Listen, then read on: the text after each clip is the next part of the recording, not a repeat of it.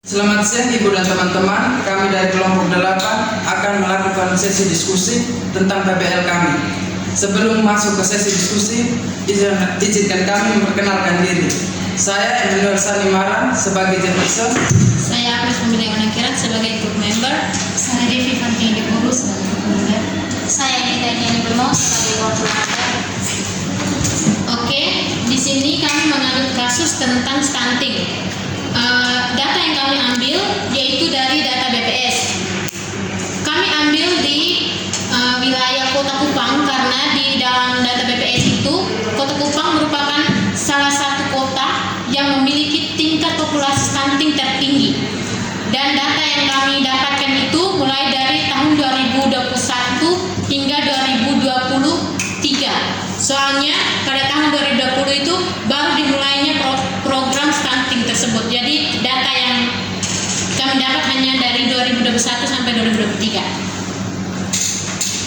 Nah, dalam kasus stunting ini, apa pertanyaan atau pertanyaan utama dan pertanyaan pendukung yang kita ambil dalam kasus ini?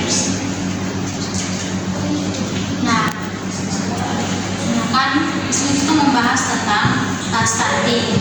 Jadi pertanyaan utama menurut saya itu bagaimana kita memodelkan suatu penurunan stunting di Kota Kupang menggunakan metode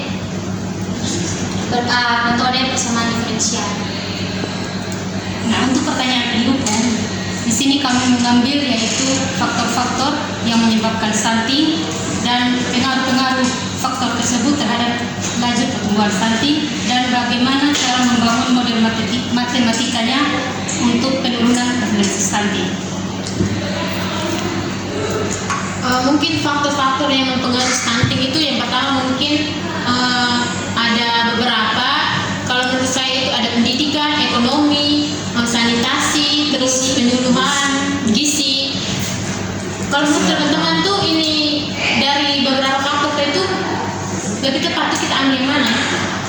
Kalau menurut saya yang lebih tepat atau yang lebih dominan itu yang pertama itu faktor gizi, dan yang kedua itu faktor sanitasi, dan yang ketiga itu faktor penyuluhan kesehatan.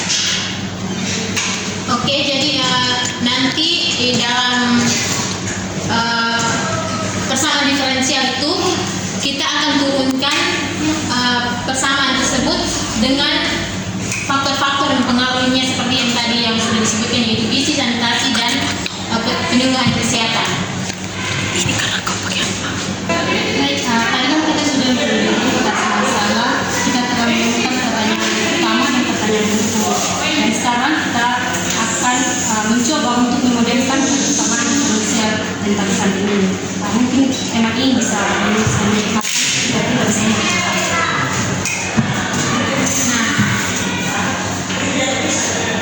Ini adalah model persamaan diferensial stunting yang kami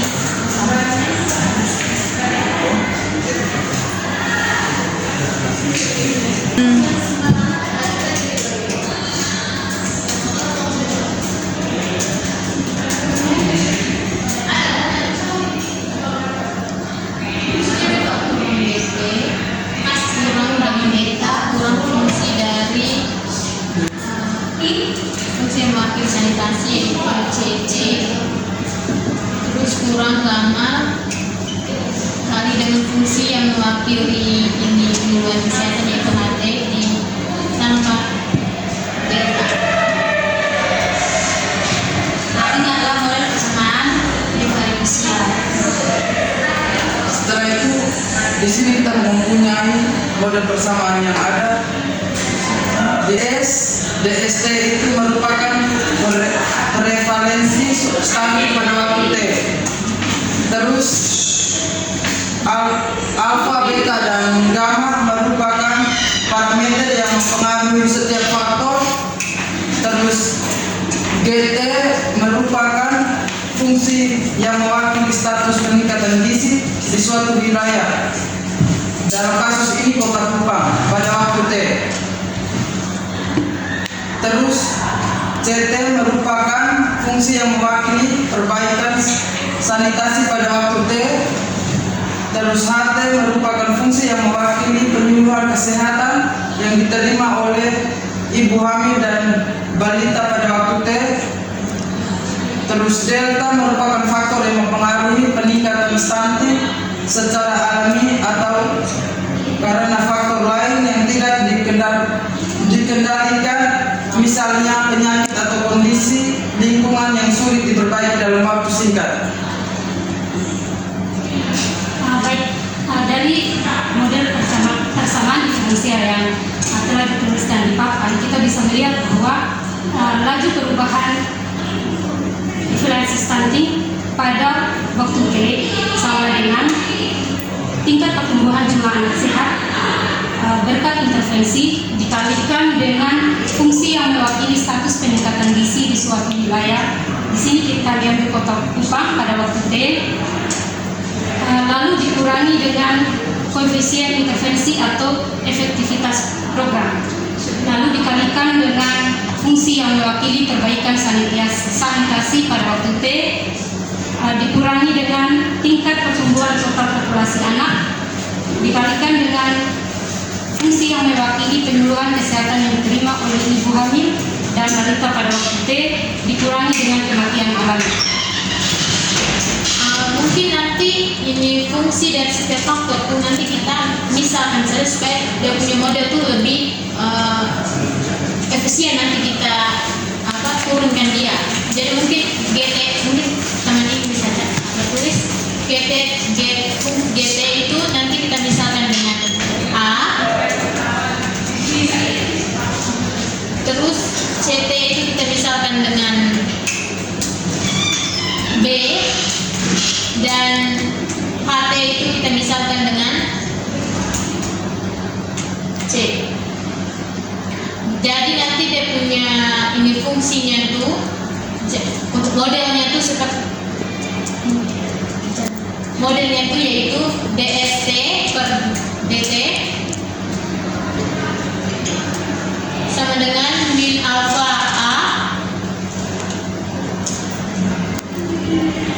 dikurang beta B kurang gamma C tambah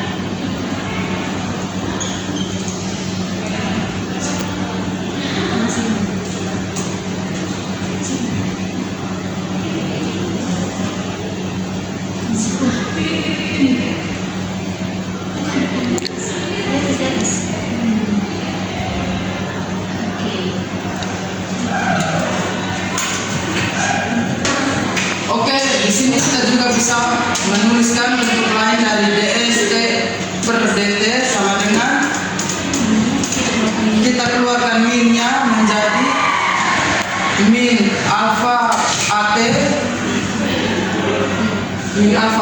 tambah min beta AT tambah beta AT beta BT tambah gamma CT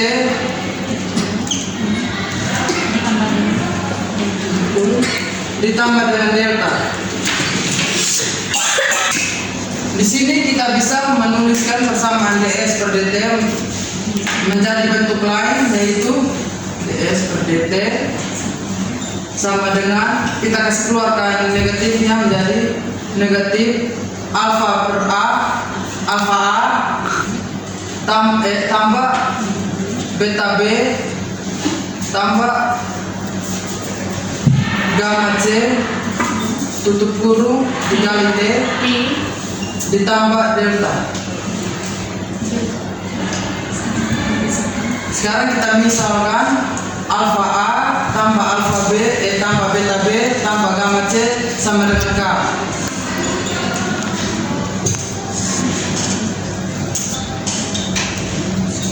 Sama dengan Oke, sekarang kita jadi persamaan DST per DT nya menjadi DS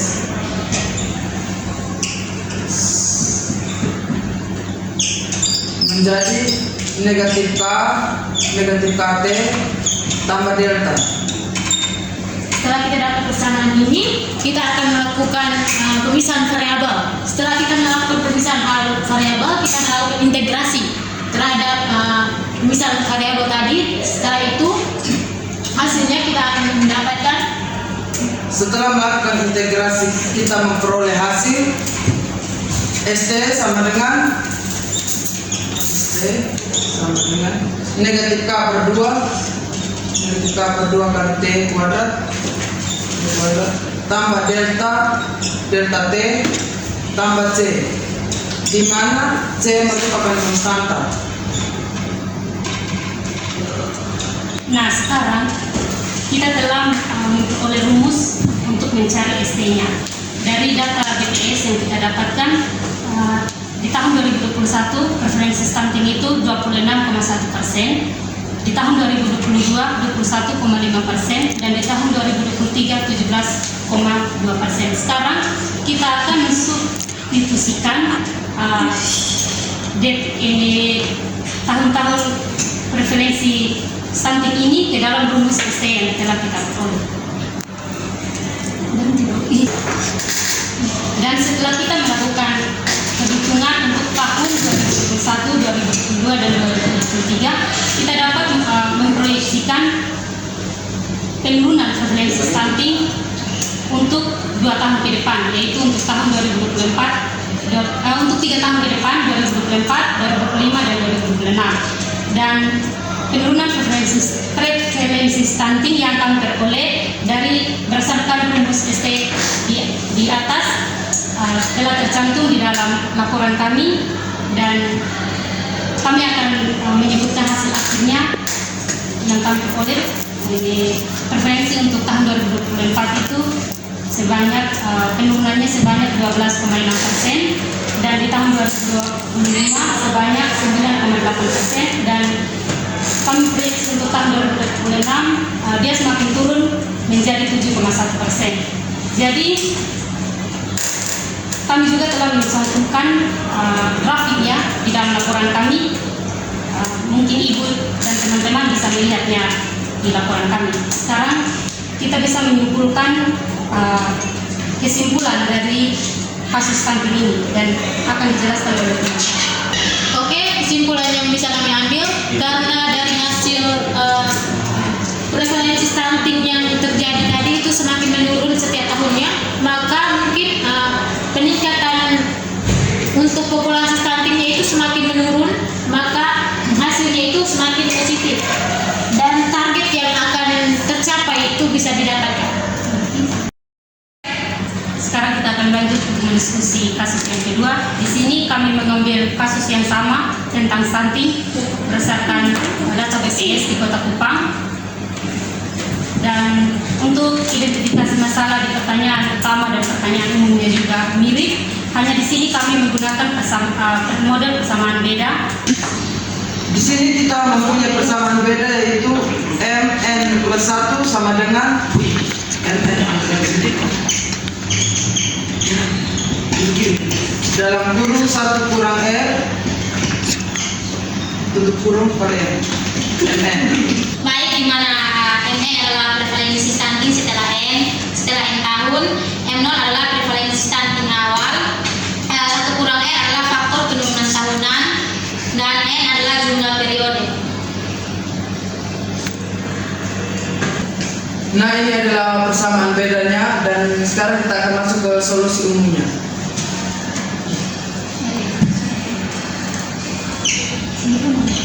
Mn sama dengan M0 dikali 1 kurang R dipangkatkan N. Nah, di mana Mn adalah prevalensi stunting, M0 adalah prevalensi stunting awal, 1 kurang R adalah faktor penurunan tahunan, dan N adalah jumlah periode atau tahun. Oke, sekarang kita mendapatkan solusi umum dan persamaan beda, yaitu Mn sama dengan M0 kali 1 kurang R dipangkatkan N. Solusi umum ini kita akan melakukan penambahan terhadap faktor-faktor tambahan yang tadi yang awal kami sudah jelaskan. Jadi nanti solusinya akan menjadi Mn plus 1 sama dengan 1 kurang G dikali 1 kurang C 1 kurang G dikali 1 kurang C dikali 1 kurang H dikali 1 tambah delta MN.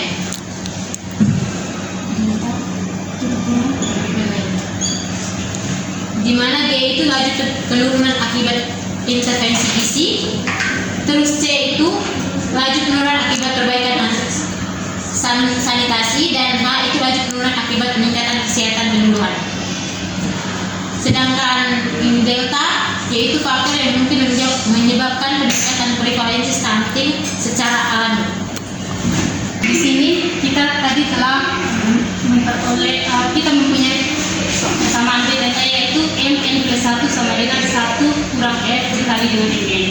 Sekarang kita akan masuk di dalam memproyeksi penurunan stunting untuk 3 tahun ke depan, yaitu untuk tahun 2024, 2025, dan 2026 berdasarkan rumus yang telah kita peroleh. Oke, dari hasil perhitungan yang telah kami peroleh tadi, pada tahun 2024 kami mendapatkan hasil yaitu 13,94% prevalensi di stunting di Kota Kupang. Terus untuk tahun 2025 yaitu 11,30% prevalensi stunting di Kota Kupang, dan untuk tahun 2026 yaitu kami mendapatkan hasil 9,17% prevalensi stunting di Kota Kupang. Ini menunjukkan bahwa jika tren penurunan prevalensi stunting berlanjut, Kota Kupang dapat mencapai prevalensi yang lebih rendah pada tahun-tahun yang akan mendatang. Mungkin itu saja diskusi yang kami lakukan dari kelompok kami. Sekian dan terima kasih.